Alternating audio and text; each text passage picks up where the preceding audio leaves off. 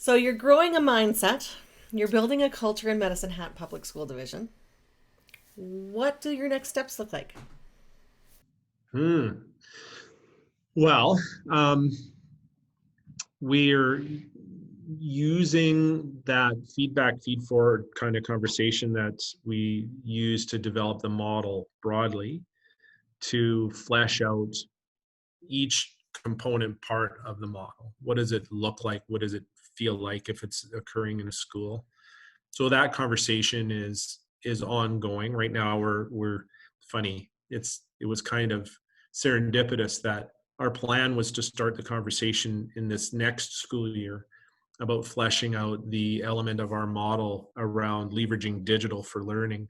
And then kaboom, everybody was digital. And so it was nicely timed, I suppose, that we'll continue down that road as the focus of fleshing out optimal learning and then baking it in as what we do or what we believe in here.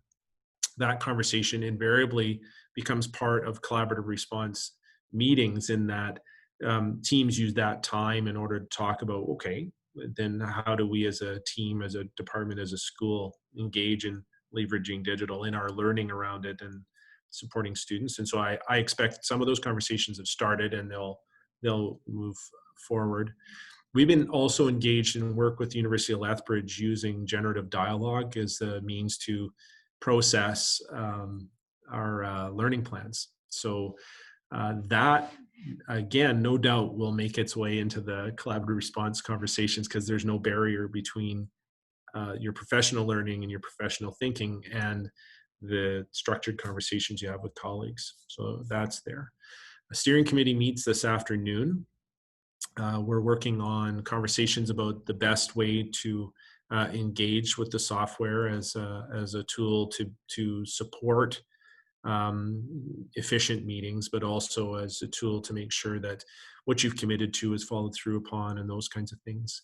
We're building our plan for next year for how we will support school leaders, formal and informal, in attending collaborative response meetings for their schools so that they can continue to share their best practices, that kind of thing.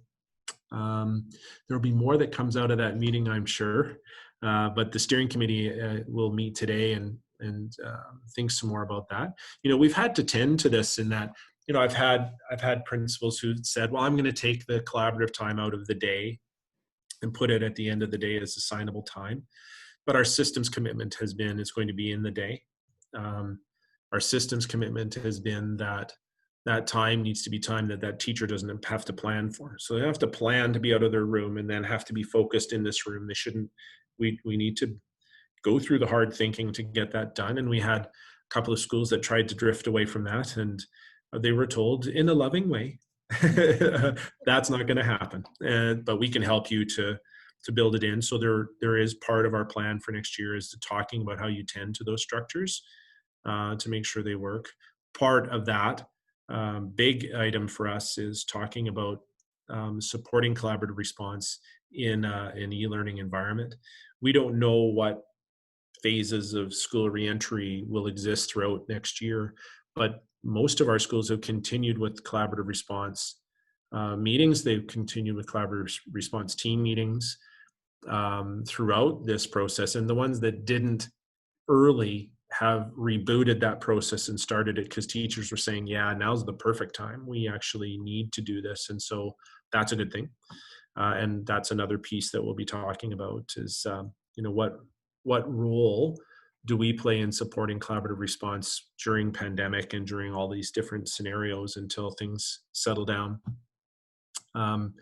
Yeah, so we are not in the place where we're just tending to something that is fully formed. We're still in the process of fine tuning and having accountability conversations around making sure that you actually support the structure and follow through and those kinds of things. And I think we're largely successful, but it's all about relationships, right? So you'll never stop working at it. You're just always going to have to keep after it. So yeah, that's where we're at. you think about that process. I mean, it would be lovely if none of your principals ever moved on to other positions anywhere else, and if none of your teachers ever moved on to teach anywhere else. Mhm. But the fact of the matter is that turnover is going to happen. Yeah. So, as a system leader, are there structures and processes in place for onboarding new staff to bring them into this vision of this is how we do things? So collaborative response is part of our onboarding process for all new staff. So we do new teacher orientation when we orient new administrators to the system if they've come from outside of Medicine Hat Public. Collaborative response is part of how we introduce them to the system. So we're giving out books and we're doing brief presentations and we're saying in your school, whatever school you're in, you will be part of these kinds of meetings. There will already be a structure, a way of doing things. They'll have a rhythm of their own, or it might be completely disrupted because they decided to change it, which happens often, right? I think we're going to group it this way. I think we're going to, it's awesome. But what you need to know is it's happening in every school. And it's something that we value as a system. Here's the reason for it. Here's the story. You can have people accept that something is meaningful with data and with research, but what gets them invested in being a part of it and making it happen is the story that underpins it, right? And so we work to make sure that story is part of how we onboard people, particularly with that part of our systems structures. A couple of administrators that we've hired in the last little while came to us from systems that are on their own journey or worked in a school that was on their own journey with collaborative response, and it didn't hurt them any in their application because it's good to have people who understand those principles. You don't have to have been part of our journey of starting in order to be a really valued member of it working really quickly. In and of itself, it isn't complicated. What's challenging are the individual emotional parts of it. Building the structure isn't as complicated as tending to the people and helping them feel safe within it and making sure that they get the support they need in a timely way, right? Because then people will blame the structure for a failure, but it might not have been the structure. It may very well have been that the support they needed didn't come when it should have come. So the school level leaders need to be really attentive to it. And so that's part of our onboarding system too, is that when teacher goes to their school and they start their work, part of their principal or vice principal's conversation with them is, this is how we do it here. This is how our collaborative response happens. So that's it is intentionally part of our formal processes, which helps it be part of our natural conversations. Well, before I let you go, Mark, are there any other highlights, anecdotes, anything else you'd like to share? Well, I often share with people that I was a kid who moved constantly. And my father was troubled, and so there was always reasons for us to move. So I made 22 transitions in schools between kindergarten and grade 10. And grade 10, I ultimately left school. But the public education system didn't fail me, because in the 70s and 80s, when that was happening, I was one of not a handful, but certainly one of not too many who required a level of attention and focus and problem solving from teachers, because I was probably the exception as opposed to the rule then. Um, and so there were teachers who did things, perhaps not knowing that they were life changing for me, just by attending to me, by seeing me, and giving me what I needed academically and sometimes emotionally to carry me through to the next transition and the next transition. But the number of students who are either transitioning from one trauma to another in their own home and never moving schools, or who are moving from place to place, um, is so much greater than it used to be. And the impact on those young people's learning is so much more significant for individuals and so much broader in terms of the number of children who are faced with these challenges and faced with these gaps in their learning because of transition or trauma within their home or movement. That teacher who would see me and find me and reach out to me when I needed it still is in our schools. They're here. Those beautiful people who choose to work in our schools and teach our children are just as beautiful as they were in the 70s. The challenge that we have, though, is that those beautiful people can only do so much on their own. So the value of pulling together as a team and seeing a young person who's experiencing those kinds of struggles and investing our professional energy in doing what we do, teaching and learning, and doing it really well, and seeing that kid, and then bringing the tools that they need to the table. That work, if we don't do it well, would allow someone like me to never be able to achieve what I was able to achieve with the support and love of so many. So we, I think, need to really be mindful of the fact that we have opportunity and an obligation to work with colleagues to fill gaps we can't possibly fill on our own, to accept that our profession is forever changed.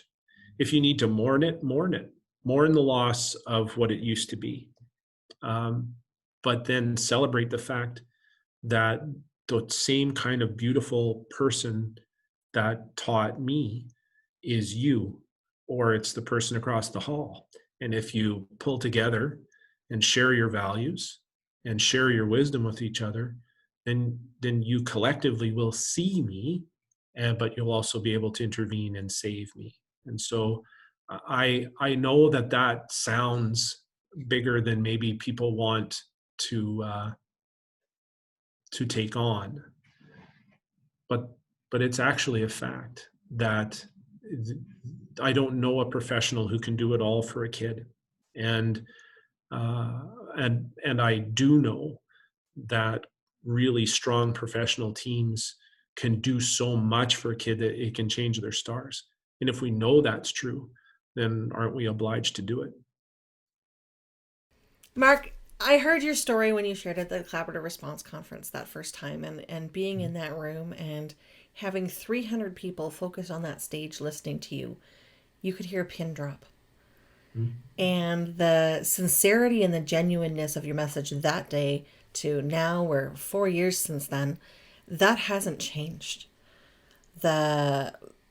What drives you and the support that you provide and your belief in the goodness of teachers to make a difference, and that if we support those teachers and we help them help each other, that message hasn't changed. And I think that's one of the reasons that collaborative response is a framework. You're absolutely right. And it's that process of engaging people in those conversations that gets them to buy in.